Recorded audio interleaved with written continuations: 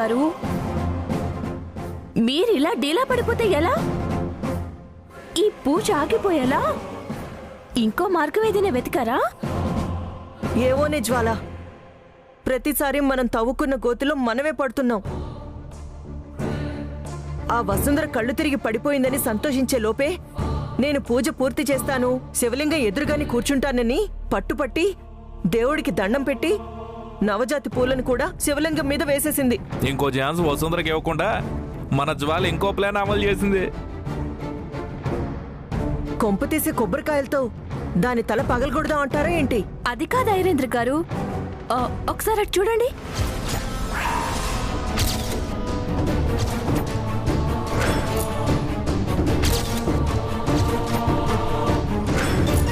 అక్కడ కనపడుతున్న ముడుపుల్లో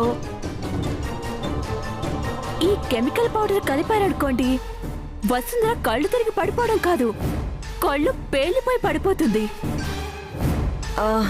అదెలా?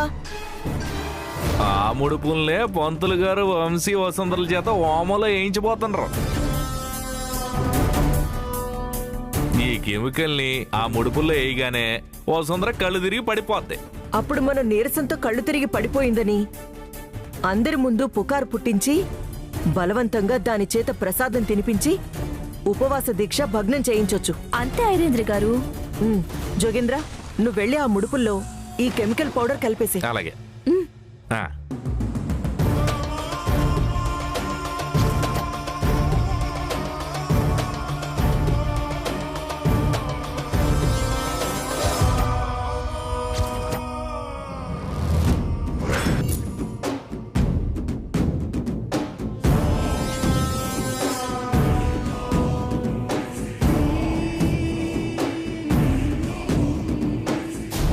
అమ్మా, ఇప్పటివరకు మీరిరువురు ప్రతి దీక్షలోనూ సఫలమవుతూనే వస్తున్నారు.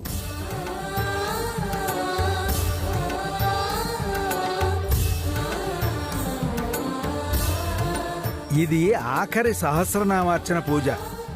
మీ ఎదురుగా ఉన్న హోమంలో నేను ఉచ్చరించే మంత్రాలను మీరు కూడా ఉచ్చరిస్తూ ఇక్కడ ముడుపులలో ఉన్న పదార్థాన్ని హోమంలో వెయ్యాలి.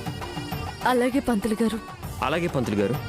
ఇంకో విషయం గుర్తుంచుకో వసుంధరా, ఈ దీక్ష పూర్తయ్యేంత వరకు నువ్వు ఉపవాస దీక్ష విరమించుకోకూడదు. రాత్రి 12:02 ఈ దీక్ష పూర్తవుతుంది.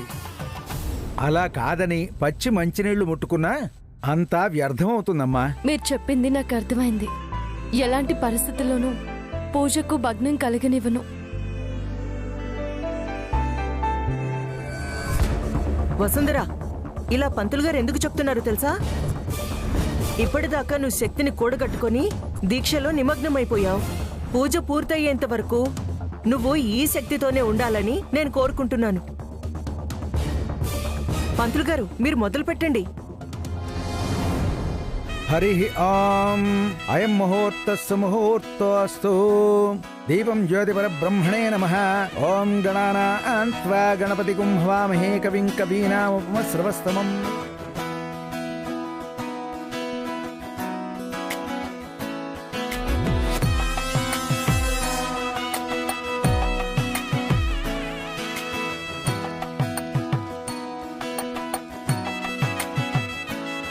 నేను నామాలు చదువుతూ ఉంటాను.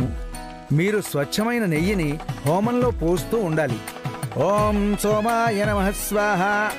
ఓం సోమాయేదం నమః. ఓం యజ్ఞనారాయణాయ నమః స్వాహ.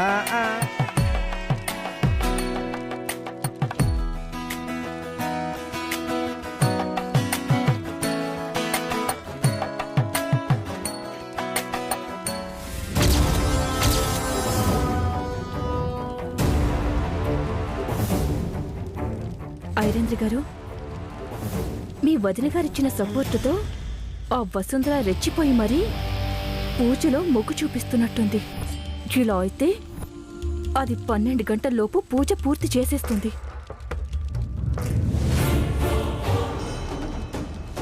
ఇంకా పంతులు గారు, మన కెమికల్ పౌడర్ కలిపిన ముడుపులు వేయించరేంటి? ఆ ముడుపు వేస్తే కాని అది కళ్ళు తిరిగి పడిపోదు. ఈ పూజ భగ్నం కాదు.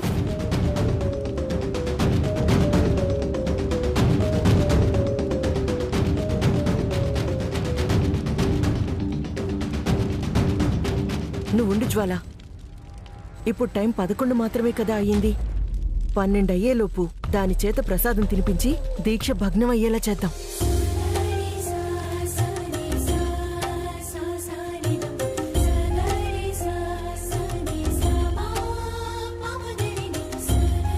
ఓం యజ్ఞనారాయణాయ నమః పంతులు గారు. స్వాహా. ఈ నవధాన్యాలున్న ముడుపులు కూడా హోమంలో వేయించండి. అమ్మా, అన్నీ క్రమంలోనే జరుగుతున్నాయి. మీరేమీ తొందరపడకండి. తచ్చయ్యోరా వృణేమహే. టైం దగ్గర పడుతుంది. ఈ పంతులు గారు ఇంకా ముడుపులు హోమంలో వేయించలేదేంటి?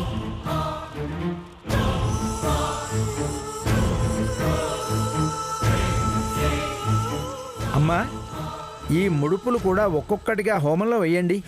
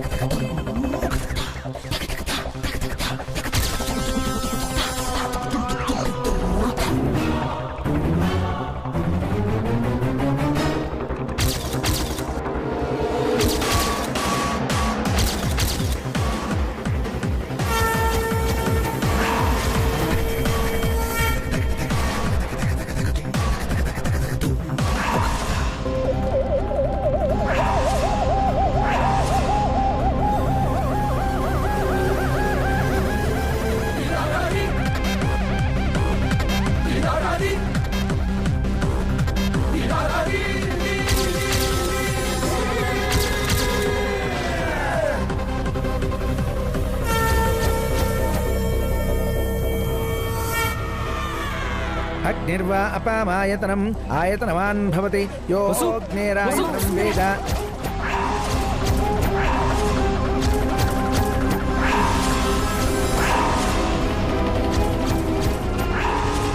వసు వసు వసు అక్క అక్క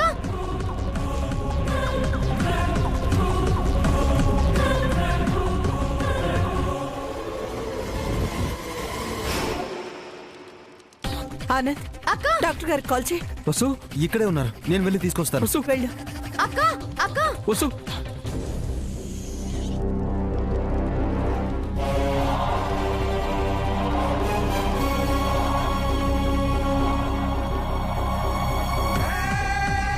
నేను ఇందాకే చెప్పాను కదా వంశీ గారు, ఈవిడ నిన్నటి నుండి ఏం తీసుకోకపోవడం వల్ల డీహైడ్రేషన్కి గురై నీరసంతో పడిపోయింది.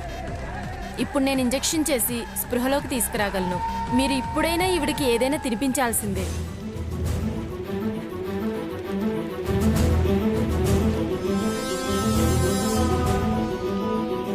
చెప్పండి వంశీ గారు, ఇప్పుడు నన్నేం చేయమంటారు? అలాగే డాక్టర్, తనకి ఇంజెక్షన్ చేయండి. తను మళ్ళీ స్పృహ తప్పిపోకుండా నేను చూసుకుంటాను.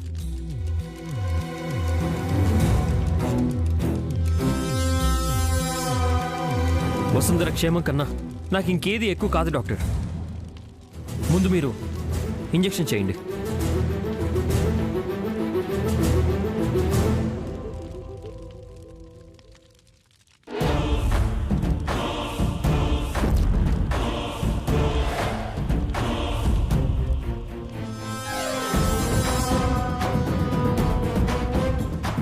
అలక్య, నువ్వు వెళ్ళి కొద్దిగా ప్రసాదం తీసుకురా. అలాగే వంశీ సార్.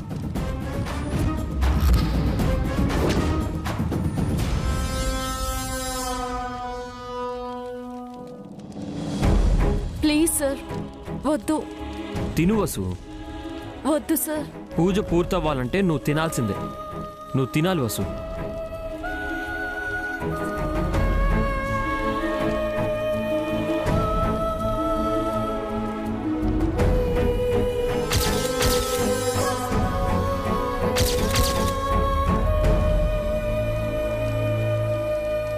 వదినా, నువ్వు వసుంధర మీద మరీ ఆశలు ఎక్కువగా పెట్టేసుకున్నావు. ఇప్పుడు చూడు ఏమైందో. ఇంకా ఉపవాస దీక్ష విరమించడానికి ముందే ప్రసాదం పుచ్చుకొని మొత్తం పాడు చేసి పారేసింది. పూజలో ఇంతకన్నా అపశృతి ఇంకే ఉంటుంది?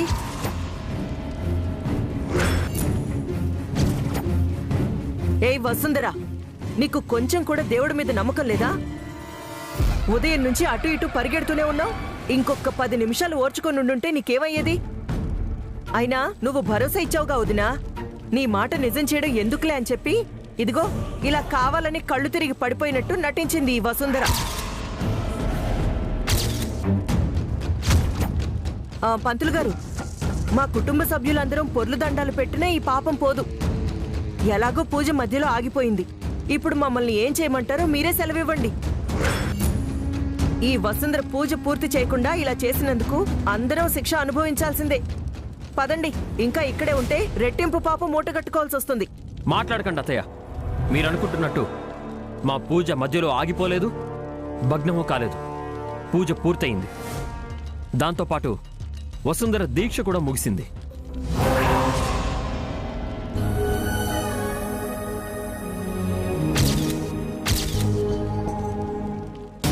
ఏంటి వంశీ, హోమం ముందున్నందుకు నీ కళ్ళలో నిప్పు కణికలు కాని పడ్డాయా ఏంటి? ఒకసారి గడియారం వైపు చూడు. ఇంకా 12 కాకుండానే, రోజు ముగియకుండానే వసుంధర ప్రసాదం తినేసింది. తప్పమ్మా. ఏంటి పంతులు గారు, నేనంటుంది తప్పంటున్నారా? ముడుపులు హోమంలో వెయ్యకముందే ఉపవాస దీక్ష పూర్తయిపోయింది. అలా పూర్తవగానే కళ్ళు తిరిగేలా చేసి దేవుడు ఆశ్చర్యపరచడం పూజలో భాగమే. పంతులు గారు, మీరు మరీ అజ్ఞానంలో ఉన్నట్టున్నారు. ఒకసారి ఆ గోడ గడియారం వైపు చూడండి. టైం ఇంకా 11:30 అయ్యింది. ఆ గోడ గడియారం ఎవరు పెట్టారో తెలియదు గాని చూడడం ఇదే మొదటిసారి. పూజా సమయం మాత్రం దాటిపోయింది. దీక్ష కూడా పూర్తయింది.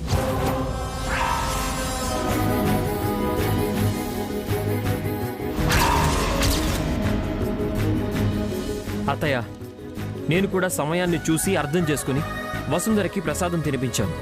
వసుంధర ఈ దీక్ష విఫలం కావడం నాకిష్టం లేదు అత్తయ్య. కావాలంటే నువ్వే చెక్ చేసుకో.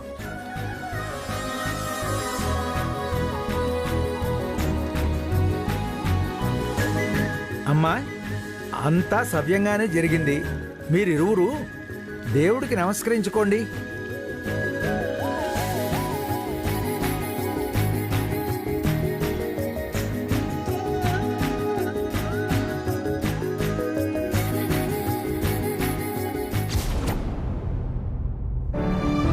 మేడం పిలిచారంట.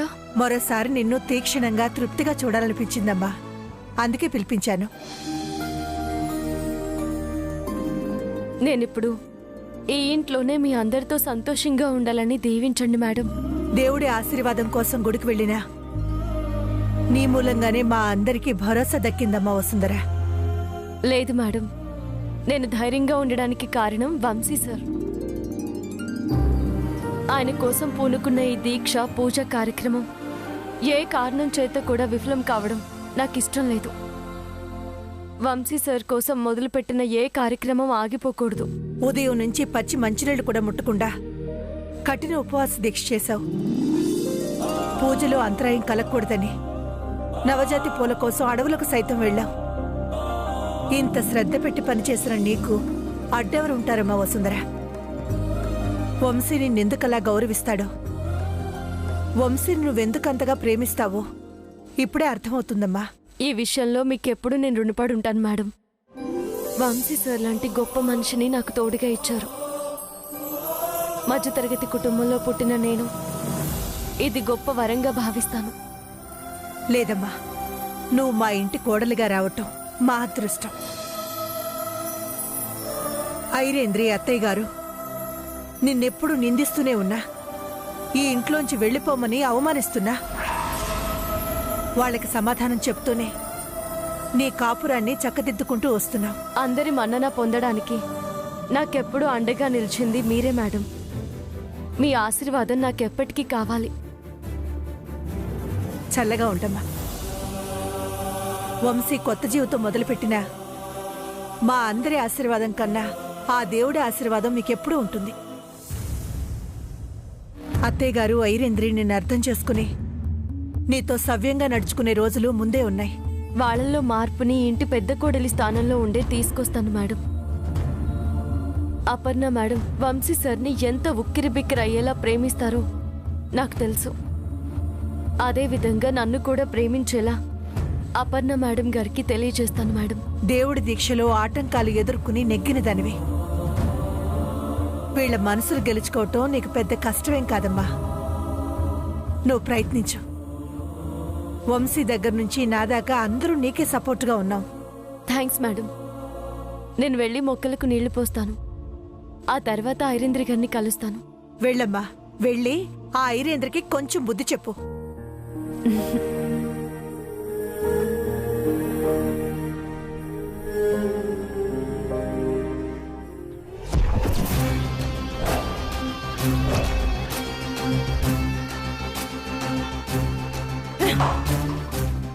ఐరేంద్రి, ఏమిటిదంతా? నీకేమైనా పిచ్చి పట్టిందా? నువ్వు నేను మనం ఆఖరికి ఆ దేవుడు కూడా ఆ వసుంధరని ఏమీ చేయలేడమ్మా. నువ్వు నీ 2 కళ్ళతో చూసావు కదా వసుంధర ఎలా మనల్ని చావు దెబ్బ కొట్టిందో. అవును నరేంద్ర గారు, అలా అని మన శక్తిని ఇలా వృధా చేసుకుంటాం ఏంటి? ఆ వసుంధర మీద ప్రతీకారం ఎలా తీర్చుకోవాలో మనం ఆలోచించాలిగా. ఏయ్ జోగేంద్ర, ఇంకొక మాట మాట్లాడావంటే నిన్ను స్విమ్మింగ్ పూల్లో ముంచి మరీ చంపేస్తాను. అసలు దీని అంతటికి కారణం మీరే. ఆ జ్వాల నువ్వు చేతులు కలిపి వసుంధరని ఏదో చేస్తావని చెప్పారు. అసలు మీరేం చేశారు? ఊరికే నా మీద అరవడం కాదు నరేంద్ర గారు. వసుంధరని ఆపాలని నేను చాలా ప్రయత్నించాను, కానీ కుదరలేదు. మరి మీరు తన పక్కనే ఉన్నా కూడా వసుంధరకు మాత్రం ఏమాత్రం ఆను చేయకుండా, గుడి బయటకు తరిమే పని పెట్టుకోకుండా పంతులు గారు మధ్య మధ్యలో ఇస్తున్న ప్రసాదాన్ని తింటూ కూర్చున్నారు మీరు. వసుంధరని ఇంటి నుంచి పంపించడం నాకన్నా మీకే ఎక్కువ అవసరం. అది మాత్రం మర్చిపోకండి మీరు. రే జోగేంద్ర, నువ్వు మరీ ఎక్కువగా మాట్లాడుతున్నావు. అది కాదు నరేంద్ర గారు, వసుంధర కాకుండా మీకు మాత్రమే శత్రువుని, నాకు మాత్రం ప్రియురాలని చెప్తా ఉన్నాను నేను. ఏయ్, వసుంధర ఆత్మహత్య చేసుకుని చావనైనా చస్తుంది కానీ నిన్ను మాత్రం పెళ్లి చేసుకోదు. ఇంకొన్నాళ్ళు పోతే ఇదిగో ఈ కాషాయపు వస్త్రాలన్నీ కంటిన్యూ అయిపోదు గాని. ఏమండే, నన్నేమైనా అనండి, కానీ నా ప్రేమ గురించి తక్కువగా మాట్లాడకండి మీరు. వసుంధర కోసం అవసరం అయితే ఆయుష్ హోమం చేయిస్తాను నేను. ఆ పని చేయి జోగేంద్ర. ఎలాగో వసుంధర త్వరలోనే నీ ప్రాణాలు తీయబోతుంది కదా. అసలే వంశీ అండ కూడా తోడైంది. నరేంద్ర గారు, అంటే మీరు నా పతనం కోరుకుంటూ వసుంధర వంశీ బంధుతో క్షేమంగా ఉండాలని కోరుకుంటున్నారు కదా, అంతే కదా? ఏంటి జోగేంద్ర, నీకు మరీ అంత డౌటా? నేను చెప్పేది అక్షరాల నిజం అవుతుంది, చూడు నువ్వే. ఐరేంద్రి, ఇక ఆపండి ఇద్దరును. మీ ఇద్దరినేమైనా ఒకే రకం అక్కుపక్షి కరిచిందా ఏమిటి? లేకపోతే మీ మెదళ్ళని ఆ గుళ్ళోనే తగలబెట్టొచ్చారా? ఐరేంద్రి, ఏంటి ఆ వసుంధర గురించి వసుంధర గెలుస్తుందని అంత నిక్కచ్చిగా చెప్తున్నావు? అసలు నీకెందుకు అలా అనిపించింది? అనిపించడం కాదమ్మా, కనిపించింది.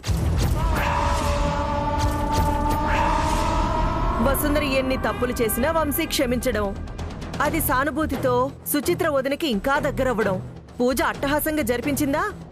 సుచిత్ర వదిన రేపో మాపో సన్మాన కార్యక్రమాలు కూడా మొదలు పెట్టేస్తుంది.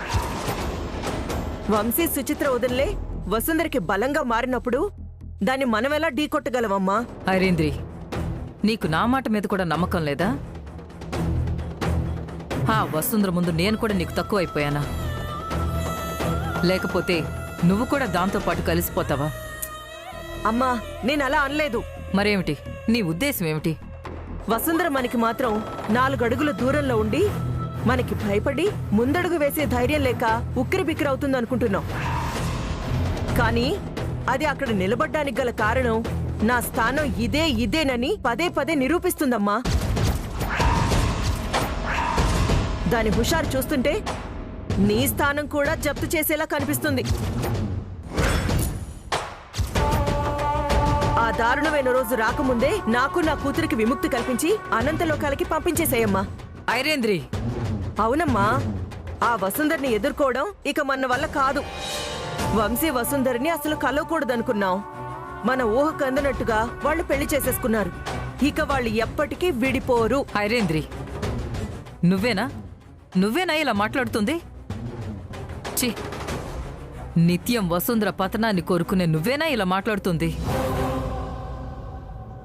ఐరేంద్ర గారు ఇలా ఎందుకు మాట్లాడుతున్నారో నాకు అర్థమైందమ్మా. కానీ అలాగే నాకు బ్రహ్మాండమైన ఆలోచన తట్టింది. హ్మ్. నీ మట్టి బుర్రకి ఆలోచనలు కూడా తడుతున్నాయా? ఐరేంద్రి, జోగేంద్రని అవమానించకు. జోగేంద్ర, అదేమిటో నువ్వే చెప్పు. ఇప్పుడు మనం ఎలాగో వంశీ నుంచి వసుంధరను దూరం చేయలేం కాబట్టి సుచిత్ర గారి నుంచి వసుంధరను దూరం చేసి వాళ్ళిద్దరి మధ్య మన మనస్పర్ధలు రగిలిస్తే వంశీబాబు ఎవరికి సమాధానం చెప్పాలో తేల్చుకోలేక వసుంధరకు దూరం అవుతుంది కదా. ఏమంటారు?